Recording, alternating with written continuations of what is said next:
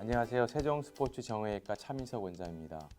오늘은 퇴행성 관절염에 대해서 얘기해 보도록 하겠습니다. 과거에는 40대, 50대 퇴행성 관절염이 많다고 했다면 요즘에는 스포츠 인구의 증가로 30, 40대에도 많이 발생하고 있습니다. 그리고 예전의 나이가 40대, 50대가 젊은이가 아니었다고 하면 요즘 시대에는 40대, 50대는 젊은이라 봐야 되기 때문에 이 젊은 나이의 퇴행성 관절염에 대해서 한번 더 얘기해 보도록 하겠습니다.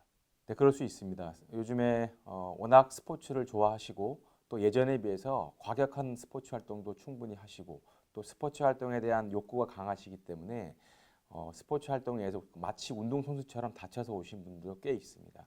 그분들 같은 경우에 주의 깊게 진료를 보지 않고 아니면 정확한 진단이 동반되지 않았을 때는 급격하게 퇴행성 관절염이 진행할 수 있습니다.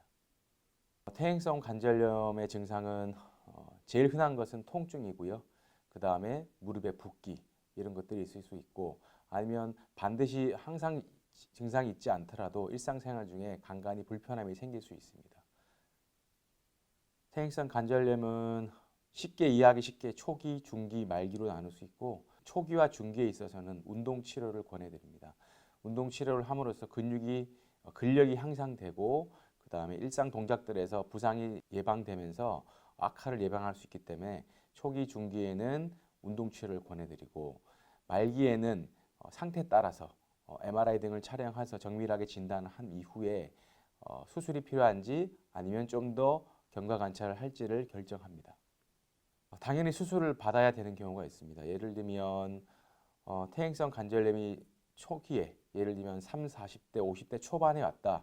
그럴 경우에는 요즘 소위 말하는 줄기세포 같은 것들을 이용해서 퇴행성 관절염이 생긴 연골 부위에 수술을 해서 연골을 재생시키기도 하고 아니면은 예를 들면 옷자다리가 됐다. 그러면 교정 수술을 통해서 관절염이 진행한을 막는 수술을 하기도 합니다.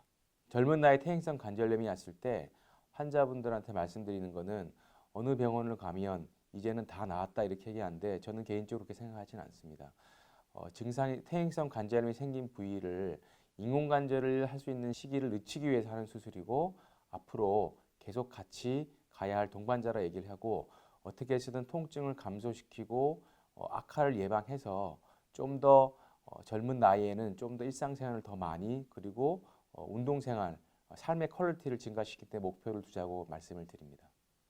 퇴행성 관절염의 예방은 똑같습니다. 운동을 통해서 근력을 강화시키고 다시 다치지 않도록 아니면 처음부터 다치지 않도록 하는 것이 가장 예방법이며 증상이 생겼을 때 빨리 병원에 가서 전문가에게 정확한 진단을 받고 그에 대한 치료를 받는 것이 퇴행성 관절염을 예방하는 첫 번째 방법이라 생각합니다.